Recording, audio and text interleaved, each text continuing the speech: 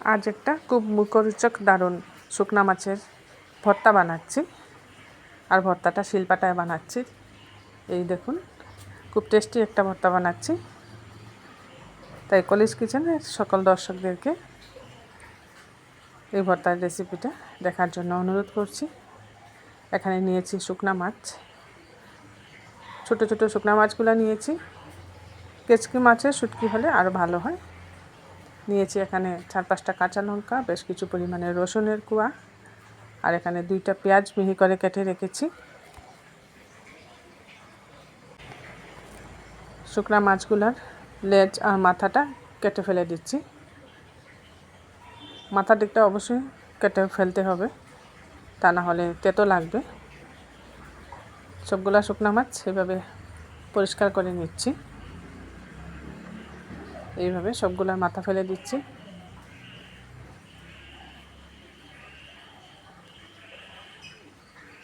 আমি একটা কাঁচির সাহায্যে শুকনা মাছগুলা কেটে নিলাম।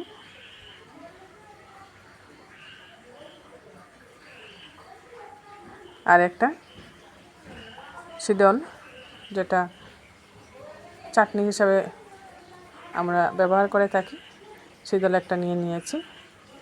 গ্যাসে একটা কড়াই বসিয়ে দিয়েছি। এর মধ্যে দিয়ে দিচ্ছি 2টা শুকনো লঙ্কা। শুকনো লঙ্কাগুলা শুকনোভাবে ভেজে নিচ্ছি। এই ভর্তার রেসিপির মধ্যে আমি কোনো তেল ব্যবহার করব না, সব কিছু শুকনো খোলায় ভেজে নেব।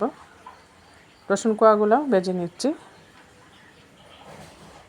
রসুন কোয়াগুলা খুব ভালো করে ভাজতে হবে।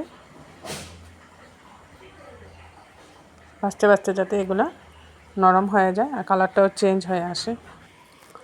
গ্যাসের হিটটা এখানে মিডিয়ামে রেখে বেশ কিছু সময় নিয়ে শুকনা লঙ্কা আর রসুনগুলা ভাজছি। এইভাবে শুকনা মাছের একটা ভর্তা রেসিপি বানালে গরম ভাতের সাথে খুব ভালো লাগে খেতে। ঝালের জন্য এখানে কাঁচা লঙ্কা দিয়েছি। কাঁচা লঙ্কাগুলো শুকনো কড়াইয়ের মধ্যে ভেজে নিচ্ছি। এই ভর্তাটার ঝাল হলে খুব ভালো লাগে খেতে। শুকনো লঙ্কা, কাঁচা লঙ্কা, রসুন খুব ভালো করে ভাজা হয়ে গেছে। রসুনগুলোও একটু লাল লাল হয়েছে, ভাজা ভাজা। এবার সব কিছু আমি শিলপাটার মধ্যে নিয়ে নিচ্ছি, যেহেতু এটা বেটে বানাবো।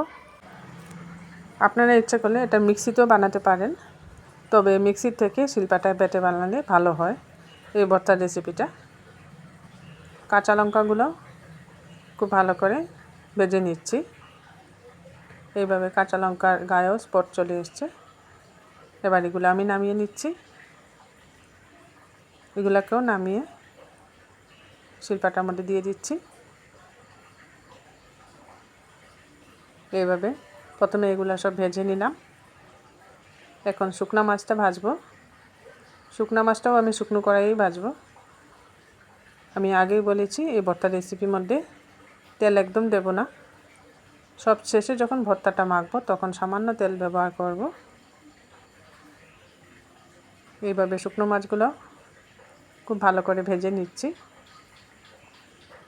আর শুকনো মাছের মধ্যেও একটা তেল থাকে, হালকা হালকা একটা তেল ভাব মাছটা যখন ভাজা হয় মাছ থেকে বেরোয়, তাই কড়াইটা একদম কালো হয়ে যায়।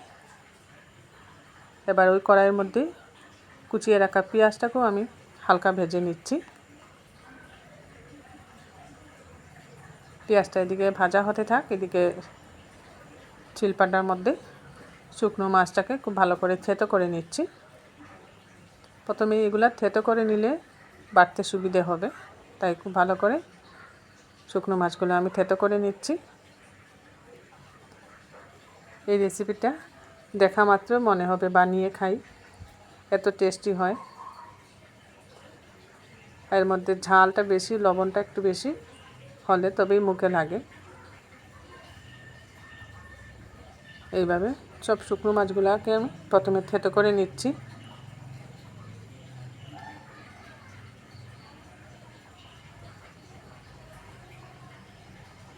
এদিকে পেঁয়াজটাও হালকা ভাজা ভাজা হয়ে গেছে।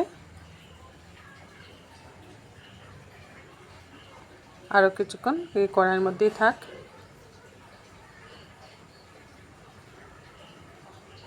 শুকনো মাছগুলোকে ভালো করে থেতো করে নিয়ে রসুনগুলোকেও থেতো করে নিচ্ছি।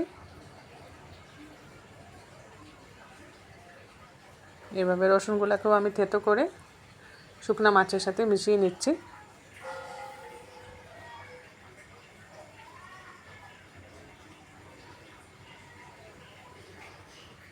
এবার বাড়তে সুবিধে হবে তাই সবগুলা থেতো করে নিলাম। পরিমাণ মতো লবণটাও দিয়ে দিচ্ছি এর মধ্যে। বাটার মধ্যে লবণটা দিলে লবণটা মিশবে ভালোভাবে, তাই লবণটা দিয়ে দিলাম। লবণটা দিয়ে এখন বেটে নিচ্ছি। যখন শুকনো মাছ, কাঁচা লঙ্কা, রসুন সব বাটা হয়ে গেছে, সেই পর্যায়ে পেঁয়াজ ভাজাটা দিয়ে দিচ্ছি। এখানে কিন্তু কাঁচা পেঁয়াজ আমি ব্যবহার করি নাই, সামান্য দেব সবশেষে। বেশিরভাগ পেঁয়াজ আমি হালকা ফ্রাই করে এর সাথে বেটে নিচ্ছি। আপনারা যারা এই শুকনো মাছের ভর্তা রেসিপিটা ফেসবুক থেকে দেখছেন, ফেসবুক পেজটা ফলো করে নেবেন। আর যারা ইউটিউব থেকে দেখছেন, কলিজ কিচেনটা সাবস্ক্রাইব করে নেবেন। আর পাশে থাকা বেল আইকনটা প্রেস করবেন, এতে করে যখন এরকম নতুন নতুন রেসিপি আমি আপলোড করি, সাথে সাথে নোটিফিকেশনটা পেয়ে যাবেন। বাটা হয়ে গেছে, সামান্য কাঁচা পেঁয়াজ দিয়ে দিয়েছি, আর ছোটো চামচের 1 চামচ সরষের তেল এর মধ্যে দিয়ে দিলাম। এবার খুব ভালো করে মেখে নেব। লবণটা যেহেতু আগেই দিয়েছি, আর এখন লবণ দিতে হবে না। খুব ভালো করে মেখে নিচ্ছি। এখানে লাল লঙ্কার পরিমাণটা একটু বেশি দিলে ভর্তার কালারটা খুব সুন্দর আসতো, লাল লাল হতো।